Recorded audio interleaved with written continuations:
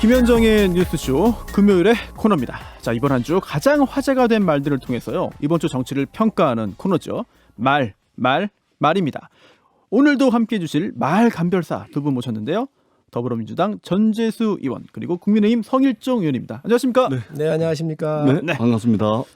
두 분이 들어오실 때 얼굴에 또 미소와 뭔가 좀 에너지가 느껴져가지고, 네, 저도 이제 그 일주일 이거 하면서 새벽에 잠 잘 못 자가지고 상당히 좀 피곤했는데, 두 분 보니까 굉장히 저도 힘이 나네요. 네. 정치인들 만나면서 이런 경우 참 이거 쉽지 않은데. 여당 내 가장 실세가 우리 전 의원님 아닙니까? 그래서 따라오니까 힘이 네. 나는 거지. 그럼 그게 저한테도 이제 전달돼서. 네, 아무튼 감사합니다. 네, 아무튼 감사합니다. 네.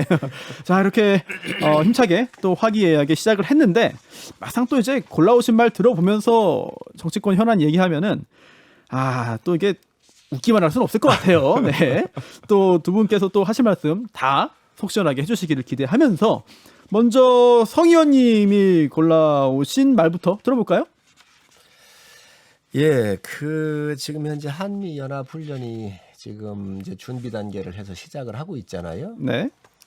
이 훈련은 방어 훈련이에요. 그리고 네. 국가의 시스템은 항상 군이라고 하는 것은 계획되어 있는 것들을 네. 늘상 통상적으로 하는 것이고, 군에서 훈련은 전시 상황에서 이 군뿐만 아니라 국민의 생명과 재산을 보호하는 이 훈련은 굉장히 큰 의미 있어요. 군의 존재 이유예요. 그렇죠. 훈련 없는 군대는 존재할 수가 없잖아요. 그렇습니다. 그런데 이 훈련을 북한에서 하지 말라 한다 그래서 우리가 여당 의원 74명인가요? 전 의원님. 우리 전 의원님은 사인 안 하셨어요. 이 사인을 하면서 연기를 하자고 하지를 않나. 이게 참 있을 수 없는. 네. 대한민국은 이 군사주권이라고 하는 것은 이 나라를 방어하는 데 가장 중요한 거잖아요. 네. 그래서 이런 것들이 김여정의 네. 한마디에 김여정 부부장. 네. 이게 나라가 지금 춤을 추고 있다. 있을 수 없는 일인 거지요. 더군다나 네. 이것은 한미의 동맹관계고 네. 네. 우리나라 혼자만 할 수 있는 게 아니에요. 그런데 이러한 훈련을 하면서 네. 전시작전권을 우리가 가져야 되기 때문에 어. 북한한테 사전에 협의를 하면서 이해해달라고 요청을 했다는 거예요. 어허. 아니 북한이 그러면 우리가 북한이 핵을 개발하고 있는데 네. 우리가 핵을 개발하지 말아달라고 요구를 하면 그쪽에서 안 합니까? 전쟁을 상대하고 협의해서 전쟁을 할 겁니까? 이 군의 일이라고 하는 것은 정말 예정대로 해야 되는 것이고 항상 최악을 대비하는 일인데 있을 수 없는 일들이 좀 벌어지고 있다 이렇게 생각을 하고요. 네, 그러면 일단 지금 골라오신 김여정 부부장의 담화문 저희가 한번 음성으로 한번 듣고 말씀 이어나가죠. 한번 음성 들어볼까요? 미국과 남조선 측의 위험한 전쟁 연습은 반드시 스스로를 더욱 엄중한 안보 위협에 직면하게 만들 것이다. 남조선 당국자들의 배신적인 처사에 강한 유감을 표한다. 네, 이게 그 김여정 부부장의 목소리는 아니지만 김여정 부부장의 담화문입니다. 이게 조선중앙통신 8월 10일자인데요. 네, 말씀 이어나갈까요? 또 북한의 지금 실세 중에 한 사람이 김영철 아닙니까? 그래서 네. 그 이자가 나와가지고 얼마나 엄청난 안보 위기에 다가가고 있는지 느끼게 해주겠다. 또 이런 협박을 했습니다. 네. 있을 수 없는 일들이 벌어지고 있고요. 네. 북한 문제는 우리가 전향적으로 검토를 해야 되고 또 우리가 통일이라고 하는 여러 가지 측면에서 볼 때 아주 좀 더 적극적으로 할 필요가 있습니다. 그러나 이 모든 것들은 대한민국 시스템이 정상적으로 작동되고 그리고 전쟁 준비라든가 억제력이 확보가 됐을 때 힘의 우위가 있었을 때 이 대북 문제를 우리가 접근하기도 좋고 주도권을 행사할 수 있다. 지금 상태에서 보면 우리가 다 주도권을 뺏기고 있는 거예요. 주도권을 뺏겼다. 네, 문재인 정부가 들어와서 네. 남북관계의 이 협상의 문을 열고 한 부분들에 대해서 상당 부분 인정할 부분이 있습니다. 그러나 이 주도권을 우리가 빼앗기면서 가고 있는 거 이런 것조차도 눈치를 보면서 대화를 구걸하고 하는 것은 네. 국민 자존심에도 안 맞고 또 국가의 방향이나 네. 미래로 가는 데 있어서 굉장히 좀 잘못됐다고 생각을 해요. 특히 이번에 이러한 군사 합동훈련을 하는데 네. 북한의 개입에 네. 이 침묵으로 이렇게 하고 있는 것은 굉장히 잘못된 일이라고 생각을 합니다. 네. 전재수 의원님도 하실 말씀이 많을 것 같은데 일단 그 전에 아까 서명 얘기 나왔잖아요. 네, 그거 어떻게 된 거예요? 제가 원래는 한미연합훈련은 연계해야 된다라는 데 이제 서명을 했었습니다. 네. 했는데 이제 그 한미연합훈련 연기에 대한 기자회견 있던 날 오전에 네. 제 이름은 좀 빼주십사 네. 이렇게 이제 말씀을 드렸고 최종적으로 제 이름은 빠졌고요. 어. 왜 그랬냐면 네. 기자회견 하기 하루 전날 이제 그 이제 서명을 하고 난 뒤에 네. 혹시나 해가지고 제가 한미 연합사에 확인을 해봤어요. 그랬더니요. 확인을 해봤더니 이미 말하자면 이게 훈련에 참석할 미군이 입국이 다 돼 있더라고요. 우리나라에 말하자면 군사적 용어로 하자면 우리나라로 다 전개가 돼 있고 어허. 그 다음에 지휘관 세미나라든지 네. 전술 토의라든지 또 아하. 분야별 리허설 네. 이런 게 이미 진행이 되고 있더라고요. 그럼 연기 불가능한 상황이다. 그렇죠. 그러니까 사실은 이제 우리가 남북 관계를 이제 문재인 정부가 얼마 남지가 않았는데 이런 식으로 냉각된 상태에서 끝이 나게 되면 다음 정부가 어떤 정부가 들어서든지 간에 처음부터 다시 해야 되거든요. 그래서 문재인 정부에서 쌓아 올린 신뢰관계를 기반으로 해가지고 남북 관계가 조금 더 좀 성과를 네. 내기 위해서는 한미연합훈련도 좀 우리가 전술적으로 좀 판단을 해봐야 되는 것이죠. 그런 측면에서 이제 서명을 했다가 이게 실익이 없는 이제 주장이 돼버리는 것이죠. 이미 이제 훈련이 시작이 되고 있었기 때문에 그래서 이제 이름을 빼는 게 맞겠다. 예, 그래서 예. 저는 이제 최종적으로 네. 이름을 뺐습니다. 그러면 축소는 타당하다. 그럼 지금 성 의원님께서는 주도권을 뺏긴 거 아니냐 이런 지적을 날카롭게 하셨는데 여기에 대한 좀 여러 가지 좀 반박도 필요할 것 같아요. 예, 우리 성일조 의원님께서 이제 뭐 하시는 말씀의 취지는 뭐 잘 압니다. 예, 네. 그리고 늘 이제 그 북한에서 이제 뭐 몇 가지 입장이 나오면 그것에 대해서 국민의힘이 그동안 어떻게 반응을 해왔는지 뭐 너무나 잘 알기 때문에 무슨 말씀인지 잘 압니다. 근데 우리가 이제 소위 말해서 요즘 이제 최재형 윤석열 후보가 여의도 문법에 익숙치가 않아가지고 실언을 많이 한다 이런 이제 말씀들을 많이 하는데 여의도에도 여의도 문법이 있듯이 북한에도 북한 문법이 있습니다. 조금 전에 저 북한의 김여정 담화문 보면 예. 그 단어들만 보면은 네. 진짜 겁나는 단어들이죠. 아니, 너무 거칠어요. 예, 겁도 거칠고 나고. 뭐 이게 몸서리 쳐지는 이런 단어들을 하고 또 목소리도 무슨 뭐 이게 당장이라도 달려들 네. 것처럼 뭐 이런 목소리로 이야기를 하잖아요. 내용도 네, 굉장히 네. 거칠고. 근데 이건 뭐냐면 북한의 어법입니다. 북한의 문법이죠. 북한이 말하는 방식입니다. 그리고 이전에도 있잖아요. 서울을 불바다 만들어 버린다. 예. 뭐 이런 이제 격한 표현들을 해왔죠. 이것을 고지고대로 받아들이면 안 되고 이게 북한식 예. 말하자면 말투입니다. 아니 근데 또 김영철 통일전 선부장 말은 더 무섭거든요. 그렇죠. 얼마나 엄청난 안보 위기에 다가가고 있는지 느끼게 해주겠다. 예, 정말 그렇죠. 느끼게 해주면 어떡해요? 그러니까 이제 김여정 이제 부부장 담화문에 이어서 말하자면 이제 집행권을 가지고 있는 사람이다 보니까 더 세게 이야기할 수밖에 없는 것이고 그래서 이래 북한이 말하는 말투를 우리가 이제 감안을 해서 들어야 된다 이렇게 이제 생각을 하고 우리 성일종 의원님께서 이제 말씀하신 핵심은 뭐냐면은 대한민국이 북한 시키는 대로 한다. 김여정 말 한마디에 말도 제대로 변명도 제대로 못하는 정부다.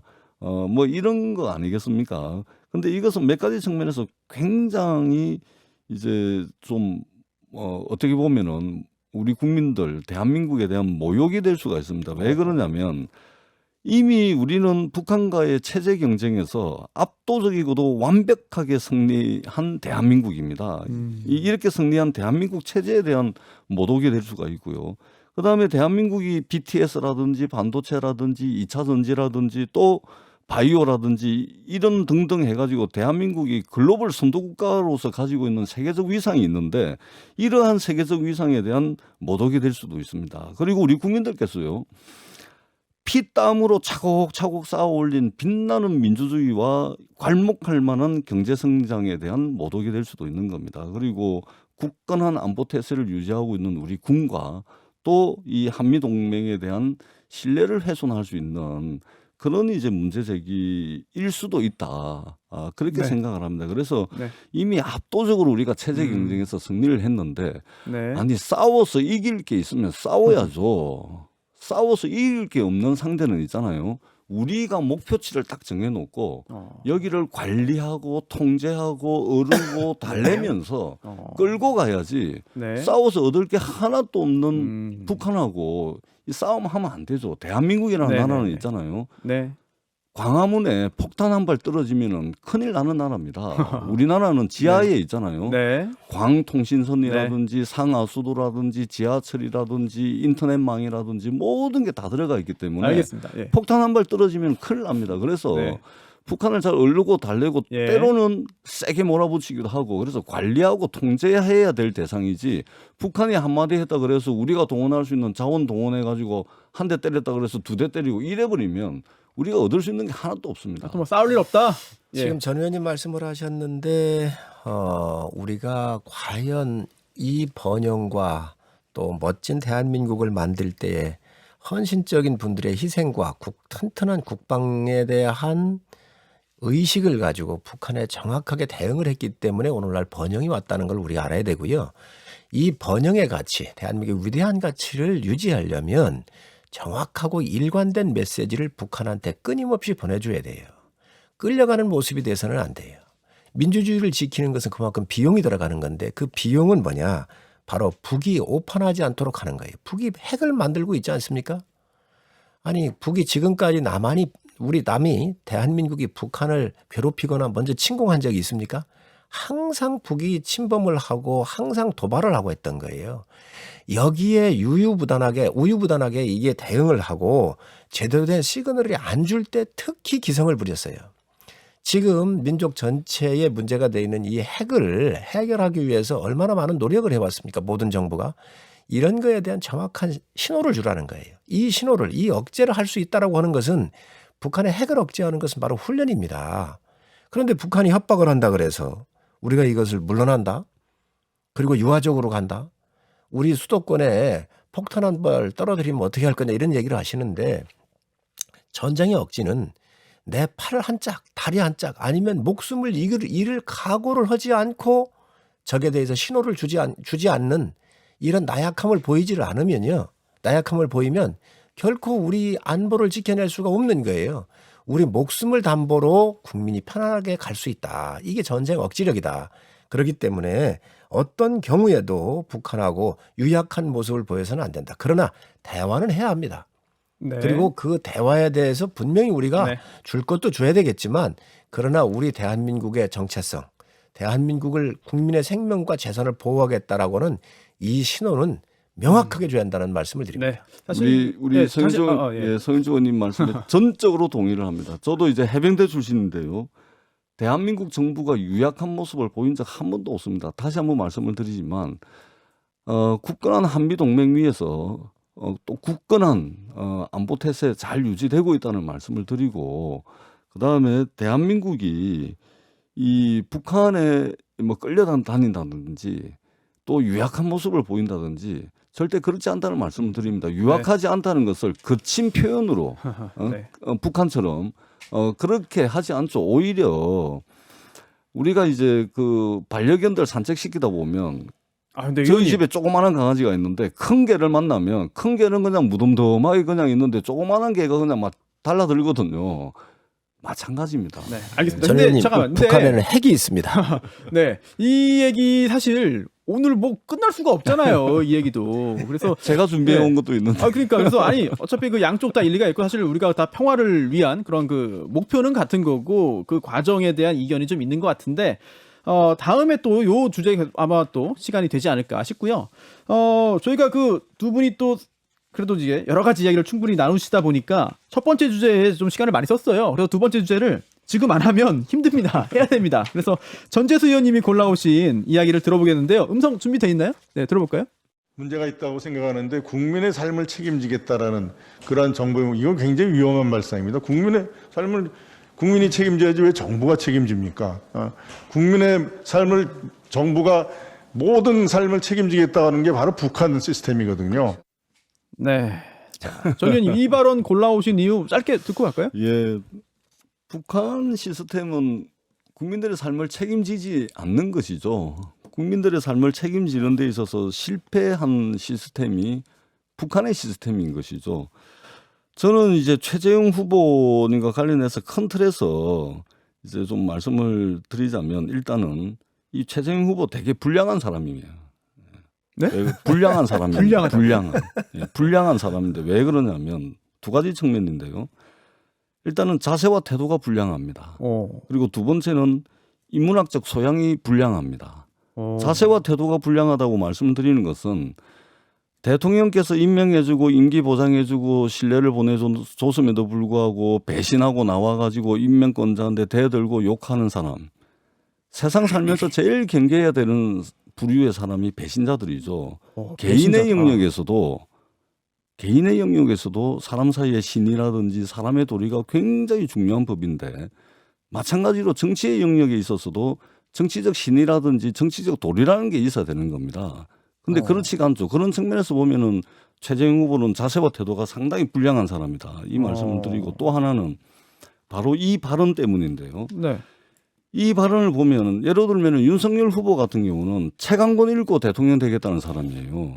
반면에 최재형 후보는 책 한 권도 한 안 권 읽고 읽었는지는 또 모르는 거니까요. 책 한 권도 안 읽고 대통령 되려고 깎아내리고 하는 있습니다. 사람이다. 저는 그렇게 생각을 하는데요. 이런 측면에서 보자면 인문학적 소양이 대단히 불량합니다. 최재형 후보가 지금 이 발언은 작은 정부를 이야기하고 싶었던 것 같아요. 뭐 그런 것 같아요. 예, 네. 작은 정부를 이야기하고 싶었던 것 같은데 그리고 작은 정부를 이야기하면서 아담 스미스의 국부론 어느 한 구절을 이야기하고 싶었던 것 같아요. 짐작이죠. 근데 예, 짐작인데. 네. 근데 제대로 읽지도 않은 겁니다. 그것도 그런 짐작인 측면에서 것 같네요. 보면 인문학적 소양이 상당히 이제 불량하다 이런 어허. 이제 말씀을 드리고 그래서 논쟁을 할 수 네. 없는 정도의 네. 수준이 아하, 아닐까 이제 알겠습니다. 이런 이제 생각을 일단 하게 되는 뭐 겁니다. 요약하면 배신자다, 뭐 소양 부족하다, 불량하다. 자, 아주 강한 지적을 했습니다. 예, 왜냐하면 너무 아시는 거 아, 아니에요? 뭐, 왜냐하면- 아니 성현님 말씀 아니, 하죠. 아니, 제가 잠시만요. 제가 성일종 의원님하고 손잡고 여기저기 이 대담 프로그램 많이 다니는데 오늘처럼 제가 세게 말씀드린 적이 저도 거의 약간 없을 놀랐어요, 겁니다. 지금. 그런데 왜 그러냐면 이게 있잖아요. 배신하는 사람은 여야가 신사협정을 맺더라도 이 받으면 안 됩니다.